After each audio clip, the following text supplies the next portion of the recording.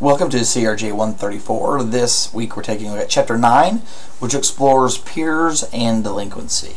So as you explore this chapter, really think about this. Our national policy in school, community, and the criminal justice system really has been to isolate at-risk kids, lump them together, and exacerbate the negative effects of peer influence. Do you agree with that assessment? Now, when we look at peers and delinquency, youth gangs are a topic that's always interesting. Now, the discussion on gangs begins by noting that academic experts really have created a variety of what is a definition of a gang. So see Exhibit 9.1 in your text.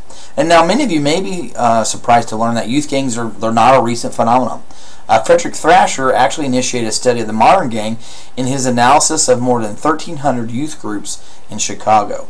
Now, he argued that youth groups develop to meet needs such as play, fun, and adventure, which are sometimes activities that lead to delinquent behavior. So can you imagine a gang forming for this purpose today? In the 1950s and 1960s, the threat of gangs and gang violence really kind of swept the public consciousness. You might even want to have a conversation with your parents and ask them if they were aware of gang problems during that time period. It's important to note that by the mid-1960s, really the gang menace kind of seemed to have disappeared. What might explain that? But then we kind of saw a resurgence in the early 1970s. Why do you think that might be? Certainly one reason for the increase in gang activity at the time was the sale of illegal drugs, but are there any other contributing factors? Now, today's contemporary gangs cannot be viewed as uniform or homogeneous concept. Really, the chapter presents an overview of the extent, location, international migration, and the types and categories of gangs. Now, the ages of gang members range very widely, perhaps from as young as 8 years old to as old as 55. Now, in several areas of the country, we're now seeing third-generation gang members. And it really has become a family tradition to join a gang.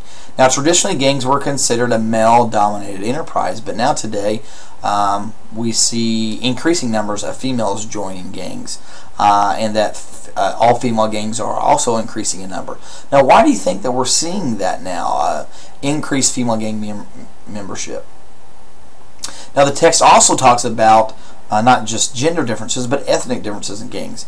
Most of you have probably heard of the gang MS-13, which right now is the nation's most dangerous gang. But you might not be familiar with a gang called the 18th Street Gang, which is the nation's largest, has the largest membership.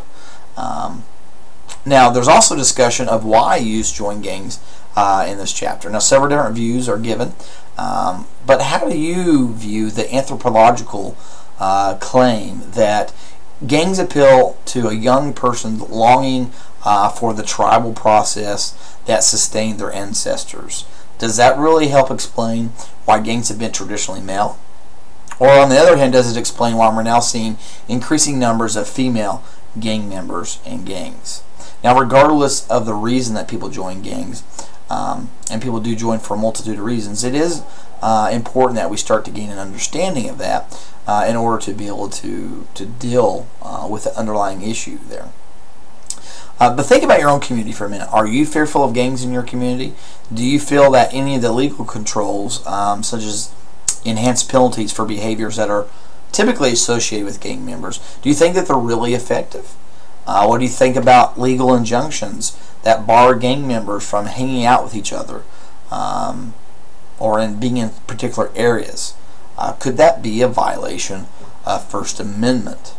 But the issue of peers and delinquency is one that is important to consider. Next week, we'll actually take a look at Chapter 10, which explores schools and delinquency.